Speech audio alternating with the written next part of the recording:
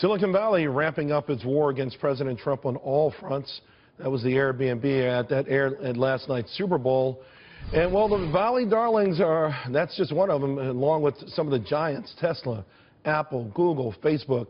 98 tech companies, they have filed legal briefs against President Trump's temporary travel ban, calling it, quote, unconstitutional, discriminatory, and hurtful. Here to discuss, Shelby, Holliday, and Kiron Skinner. Ms. Skinner, 98 companies, technology companies, coming out against this travel moratorium from 7 countries where it's hard to believe that they have any real financial ties, certainly not anything that would disrupt their income. So what's the point here? The point is that Donald Trump as president in his early days is taking on the conventional wisdom and taboos about the American economy. In particular, the tech companies are concerned about the H-1B visa program, which allows them to bring non-immigrant workers in who are so-called experts or have special skills that American workers do not have in large supply. And I think Trump wants to do what he said in his campaign promise of creating jobs, returning jobs home, making jobs more available to Americans. And I think this is one of his angles. And it's really shocking, I think, for the tech world that he would draft an EO, though it's not been finalized on this very issue. But when you think about it, there is a discussion that needs to happen. Are these jobs displacing American specialists who may do them? Do they create, there is a bias, many have argued, in the H-1B visa, not in terms of younger people coming as opposed to more middle-aged and older workers.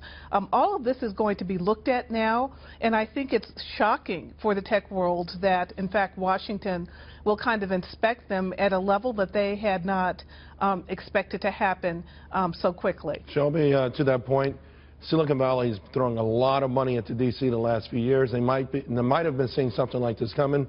The point is, this H-1B visa program is getting on a lot of people's skin. I'm hearing from more and more people in this country who are engineers saying they can't get a job, and that this whole cover about joining the lawsuit, it's just that, it's just a cover. Ultimately, what Silicon Valley is doing, they don't care about the people in Yemen. They're trying to protect their income stream of cheap labor. Well, possibly, but if you look at issues surrounding H-1B, it's actually a bipartisan push to reform the system. And it could benefit tech companies if Donald Trump signs an executive order that's been circulating. If he considers some of these ideas to review the system and reform it, maybe they move away from a lottery system. So do you believe that Donald Trump would increase the number of H-1B visas? No, not increase it, but right now it's a lottery system. That means anyone could get in, not necessarily the best and brightest. Trump is very focused on the best and brightest. And it also means that these outsourcing companies, largely based in India, can flood the system with applicants and then farm them out to tech companies. If we change those rules, tech companies could very well have a better likelihood of getting the visas and get better people. So this could benefit the tech industry, but at the same time, it's a very immigrant-friendly industry, which is why you're seeing this pushback. You know, 50% of unicorn companies were founded or co-founded by an immigrant. The missions of these companies like Airbnb is to open the world up, make all these connections. So you can see they're under tremendous pressure to oppose Trump, but they could also stand to benefit. Just for those who aren't familiar, these unicorns are these privately held companies valued at $1 billion or more.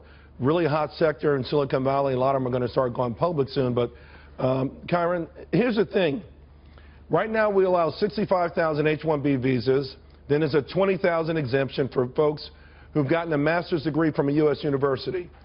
It seems to me that, yeah, you could reform the system, but there's absolutely no doubt in my mind, because Silicon Valley has made this a point, that they would love to double that number or even triple it if possible, and that would shut out a lot of Americans, wouldn't it?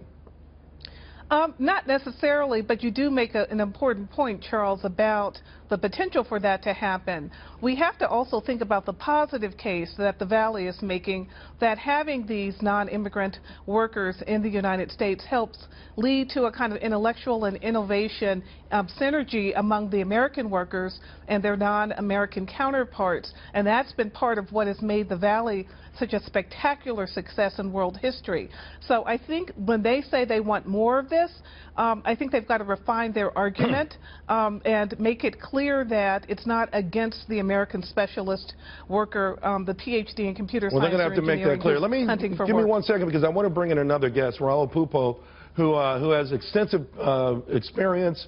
He's sold companies in this area. He knows all about it. Raul, we're talking about these H-1B visas, which many people believe is behind this massive protest by Silicon Valley. 98 companies now signing the amicus brief. What's your take on this? Are there Americans who could be doing these jobs, and are they being shut out by Silicon Valley? Charles, the reality is that according to the Economic Policy Institute, the Census Bureau, among others, only one STEM graduate out of 2 is actually holding down a position in science, technology, engineering, and mathematics. That's just the facts. The country throws off approximately on the order of 200,000 STEM graduates each year. So the plaint from Silicon Valley is really not to be taken seriously. All right, guys, we got to leave it there. Wish we could go on, but I'm sure the topic will continue. Appreciate it.